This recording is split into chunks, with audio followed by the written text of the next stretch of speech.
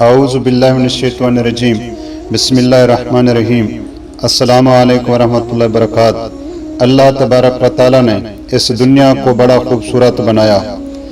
अल्लाह ने इसको एक मर्तबा भी शफकत की निगाह से नहीं देखा, बल्कि ये कहा ये मकड़ी का जाल और मच्छर का पर है।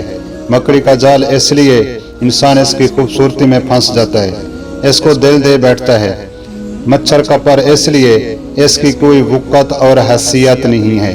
इसी हवाले से प्यारे नबी सल्लल्लाहु अलैहि वसल्लम ने फरमाया, जिसका मफ़हूम है, ऐ मेरे सहाबा, तुम में से कौन शख्स ऐसा है जो ये चाहता हो कि अल्लाह ताला उसके दिल के अंधेपन को दूर कर दे और उसकी इबरत की आंखें खोल दे। जो ये चाहता हो वो गौर से सुन ले।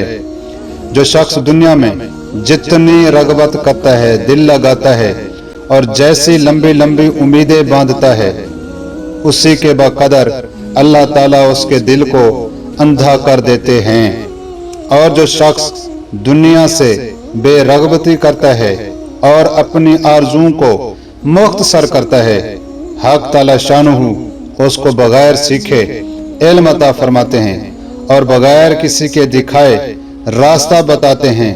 अन करीब ऐसे लोग आने वाले हैं जिनके लिए सल्तनत कत्ल और जबर से कायम होगी, बोखल और फखर से उनको गिनाह हासिल होगा, ख्वाहिशात के इत्तबा से लोगों के दिलों में उनकी मोहब्बत होगी। तो आज आप देख रहे हैं आज दुनिया का हाल क्या है।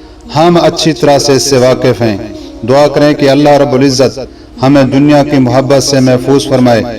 अल्लाह रब्बुल इज़्ज़त हमें अपनी मोहब्बत अता फरमाए जो कि निजात का जरिया है। दुनिया की मोहब्बत क्या है?